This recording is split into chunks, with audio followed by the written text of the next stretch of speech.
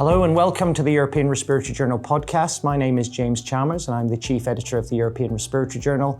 And we're here at the European Respiratory Society Congress in Vienna, where we've just had a really exciting 4 days of translational science, clinical trials, and exciting breakthroughs in respiratory medicine.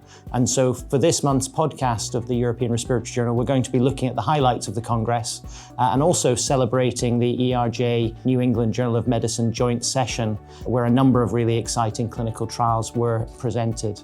I'm joined by the Deputy Chief Editor of the ERJ, Don Sin. Hello there. It was a very exciting and delightful Congress, and my focus, as you know, is in COPD and a little bit in asthma, and there were a lot of interesting breakthrough presentations that were made. So I'm really excited about this Congress and the future of those areas.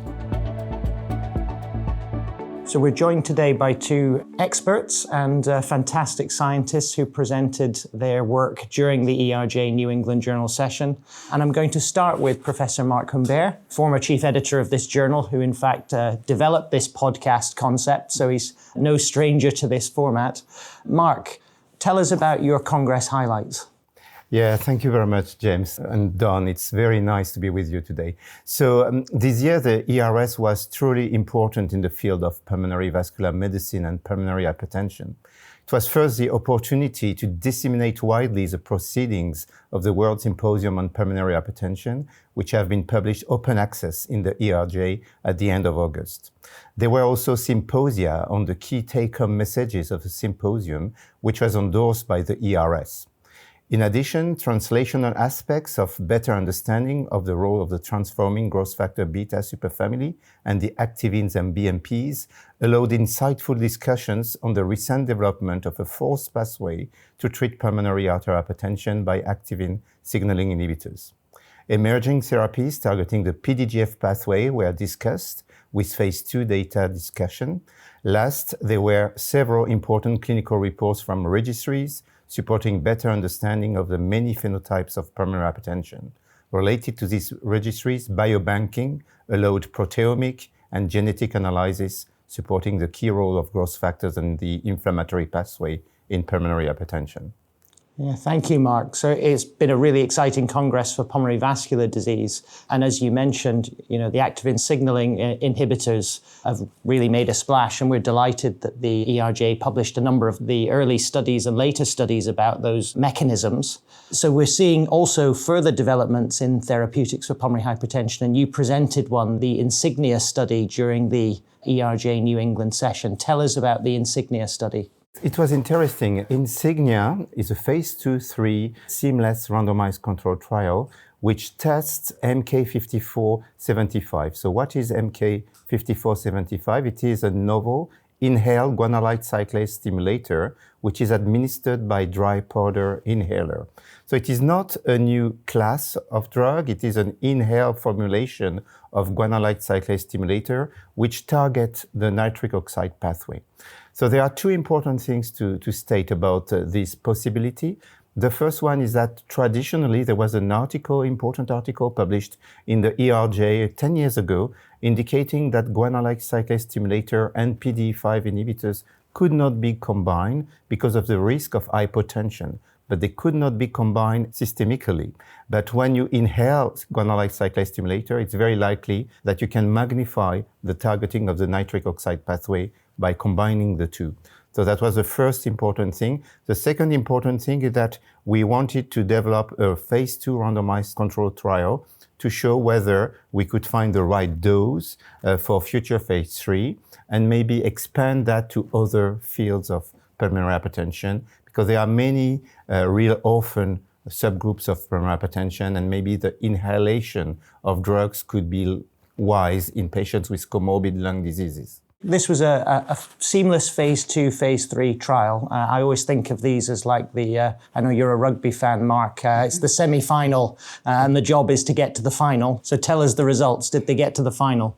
Yeah, exactly. So there were 3 doses of MK5475 tested and 1 placebo arm. At the end of the day, it was a very short study. It was a 12-week study. The key primary endpoint was pulmonary vascular resistance, which was centrally read It is an originality of this study. We put a lot of emphasis on the quality of the hemodynamic measurements.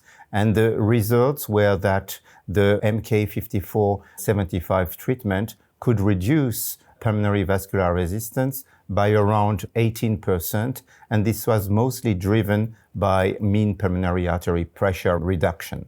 And this is important because it seems to be a real selective pulmonary vasodilatation. There is no increase in cardiac output. There is no systemic hypotension. The safety is rather good. And it is really interesting to see that an inhaled drug can translate into targeting of pulmonary vascular effects. So this was a positive study, but you told us during the session that ultimately there was a decision not to go forward to phase 3 because there's a crowded landscape therapeutically in PH, but there are clearly other areas of PH that are not so well served therapeutically, and one is PH-COPD, where a number of trials have been unsuccessful of these therapies. So where do you think we're going with PH-COPD? Yeah, no, it's a very good question. So the reason why we did not move to phase 3 were indeed that the field is crowded, and also the secondary endpoint were not that convincing, certainly because the population was very selected for the pulmonary vascular hemodynamic results. So PH-COPD, it is a truly orphan disease. Not a single randomized controlled trial has been positive, so it is a cemetery of randomized controlled trial. That being said, when you develop a drug which is pulmonary selective, into bracket, and that it reduces pulmonary vascular resistance, it is logical to try and test MK-5475 in PH-COPD. And this study is currently ongoing. It's named Insignia PH-COPD. And we should know more in a couple of years about this study, maybe before that. And we will certainly think about ERJ to report the results. That's telling us everything that we want to hear, Marc. So great to have you with us and great to have this discussion. We're going to hand over now to Don to talk about the other paper that was presented in the session. Thank you. We're also joined by Dr. Pamela McShane from University of Texas. Thank you for joining us. And you presented at the ERJ New England Journal session the main findings from the AirLeaf trial. Would you like to tell us a little bit about the trial and the current therapeutic landscape of bronchiectasis? Yes, I would love to. I'm very honored to be asked here today to talk about this. And I feel slightly envious with the pulmonary hypertension crowd because we in no way have an overcrowded field in terms of therapeutic agents for our patients with bronchiectasis. Our landscape for this treatment is really a little bit lacking right now. Our treatments primarily exist with airway clearance. And as you can imagine, focusing on airway clearance is sort of like trying to mop up the spilled milk, but not doing anything about the gallon of milk that's spilling. It's exciting, though, that in recent years, due to much of the work that's been done by Professor Chalmers, we understand now that this is an inflammatory disease. And it's always been sort of thought that bronchiectasis was, of course, a chronic infection. It was abnormalities of cilia function. We have clear mucus abnormalities. But thinking of it as an inflammatory disease is really novel, and it's a paradigm shift. So if any of the listeners haven't thought about bronchiectasis in many years, they really have to adjust their thinking now that it is an abnormality of inflammation. And yes, many of the patients have some eosinophilic inflammation, about 25%, but all of these patients have an aberrant neutrophilic response. The neutrophils have delayed apoptosis. They're not doing anything productive in the airway environment. So what's exciting about these recent therapies is that they are specifically directed against the damaging aspect of the neutrophil, that they inhibit dipeptidyl peptidase, or CAT-C, which is what activates those neutrophil serine proteases. So in a sense, it kind of takes the bite away from the neutrophil. And if I'm not getting too ahead of myself, the next sort of thought that people would be concerned about, well, does that make my patient more prone to severe infection or pneumonia? And we actually see that with these drugs, the neutrophil is still working for things like severe pneumonia and infection, but we're getting the benefit of taking away that damage that the neutrophil is doing in the airway. So that's all getting ahead of myself. I should tell you more about the drug. I presented BI 129-1583. That's a oral, selective, and reversible inhibitor of dipeptidyl peptidase, or CAT-C, which is the same thing as dipeptidyl peptidase. The trial was called the AirLeaf trial, and it was a trial in which patients could enroll into this trial if they had the usual criteria of 2 exacerbations per year. However, as you know, if you take care of your bronchiectasis patients, not all of them have overtly 2 exacerbations per year. Many have just 1, but yet at the same time, they're having a lot of symptoms. So you want to do something for these patients, but because they don't really fit the perfect criteria that has been used in bronchiectasis trials for so many years, you feel like you can't really enroll them in the trials. So the AirLeaf trial enrolled people with just the 1 exacerbation in the prior year, as long as they had high symptom burden. And that was measured by the St. George Respiratory Questionnaire score, and they had to have a score of greater than 40. So they could come into this trial with just that 1 exacerbation, receive the daily oral drug for up to 48 weeks. All patients were able to receive the drug for at least 24 weeks, depending on when they came in the trial. It was really exciting to see that the drug led to a 30% reduction in exacerbation frequency. We were really pleased to see that, and if I'm allowed to discuss my anecdotal experience, I enrolled a lot of people in this trial, and it was interesting. It's not very scientific, of course, but I heard the anecdotes from the patients, and within about 4 weeks, they would comment to me unsolicited and say, wow, I have an easier time coughing up the sputum. I feel better. So I felt very excited to be part of the study. I felt appreciative that I could offer my patients a novel therapeutic option that was with a new mechanism. And I'm so excited to see what happens in phase 3. Well, very good. There was also a signal for severe exacerbation, was there not? And that seemed to be quite exciting in terms of the potential therapeutic benefit. Yes, and I think in that aspect, so of course, severe exacerbations are especially problematic because this means you're giving your patient an IV antibiotic or you're admitting them to the hospital. And in that analysis, the 2.5 really separated itself out.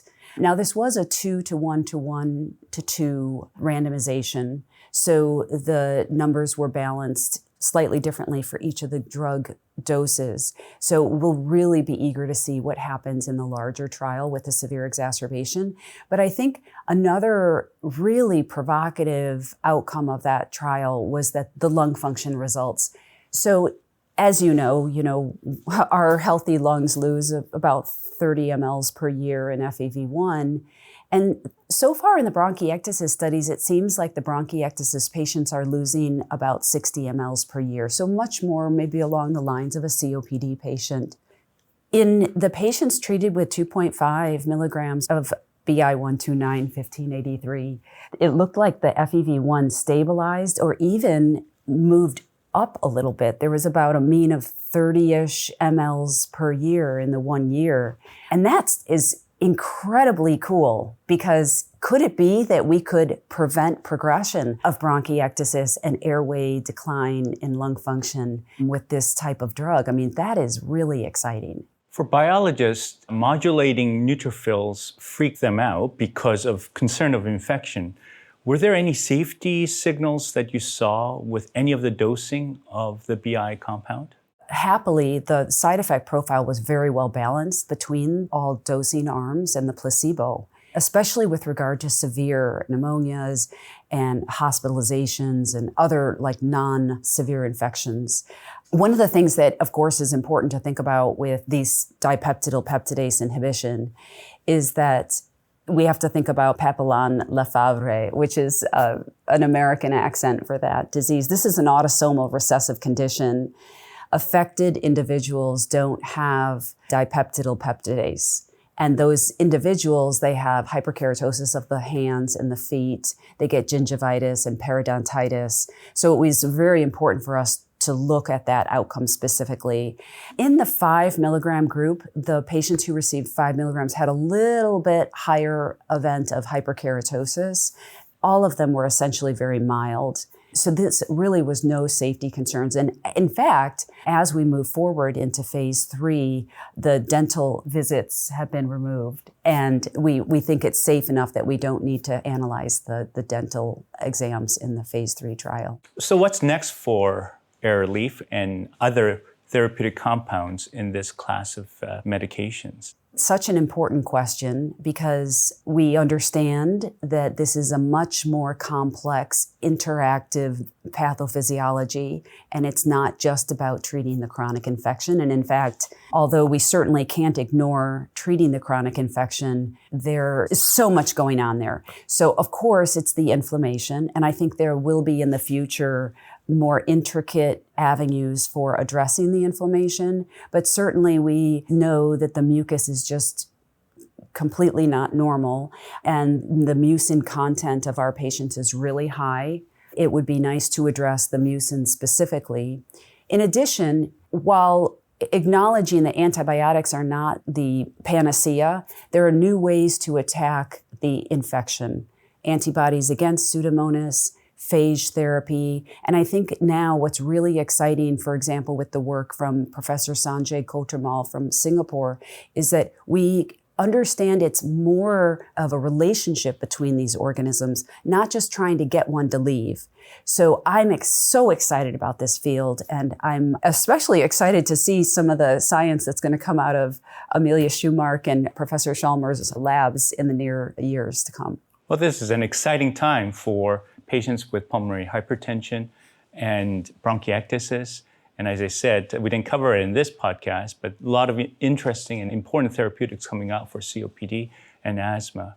So all in all, this was a tremendously entertaining and informative ERS Congress. I always come away from the ERS Congress inspired, full of energy, new ideas, and really optimistic about our specialty in our field. And I think Marc and PJ today have given us some reasons to be very optimistic about different aspects of our field. So I'd like to thank you for joining us for the ERJ podcast. I'd like to thank Marc and PJ as our speakers in the ERJ New England session and for joining us for the podcast today.